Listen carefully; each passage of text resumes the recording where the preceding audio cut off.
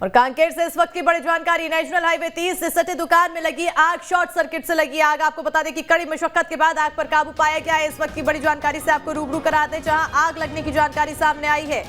आपको बताते चले कि नेशनल हाईवे 30 से सटे दुकान में आग लगी है, भीषण आग लगी है। तस्वीरें भी आपको दिखा रहे हैं जहां पर आग की लपटें दिखाई दे रही है। ऐसे में आसपास के लोगों में हलचल है और अफरा तफरी का माहौल बन गया है। तो वहीं आपको बता दें कि आग लगने की वजह शॉर्ट सर्किट बताई जा रही है।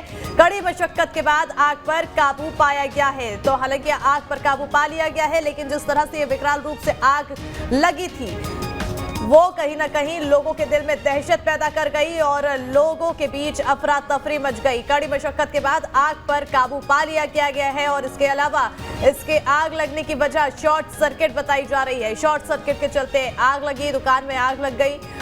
अब हालांकि इससे कितना नुकसान हुआ, क्या कुछ नुकसान हुआ, ये बड़ा सवाल। लेकिन दुकान में आग का तांडव देखने को मिला, जिसकी तस्वीरें आपको हम लगातार टीवी स्क्रीन पर दिखा रहे हैं कि ये विकराल रूप किस तरह से आग लंबी लंबी लपटे अपना दिखा रही है, विकराल रूप दिखा रही है। नेशनल हाईवे 30 से सटे दुकान में ये आग लगी है। शॉर्ट सर्किट की वजह से आग लगने की जानकारी तस्वीरों में आप देख सकते हैं कि कितनी ज्यादा भीषण आग।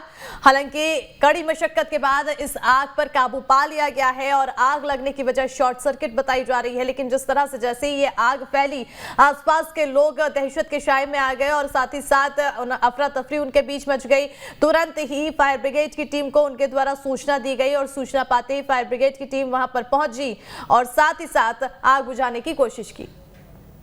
ज्यादा जानकारी के लिए हमारे साथ हमारे सहयोगी नीरज फोन लाइन पर जुड़ चुके हैं। नीरज, भीषण आग तस्वीरें हम लगातार देख रहे हैं और ऐसे में अब इससे क्या कुछ नुकसान हुआ है, कैसे ये आग लगी, क्या कुछ जानकारी? देखिए, ये जो घटना है ये बीती रात 10:30 बजे के आसपास की घटना बताई जा रही है। ये काफी रिहायशी इलाका है क्योंकि नेशनल हाईवे जो 30 है वो शहर के बीच से होकर गुजरती है।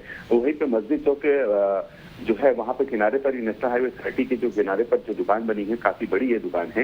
रजा टेक्सटाइल्स बताया जा रहा है इस दुकान में, जहाँ पर हार्डवेयर के जो सामान होते हैं वो वहाँ मौजूद थे, जिसमें ऑयल वगैरह से अन्य सामान थे।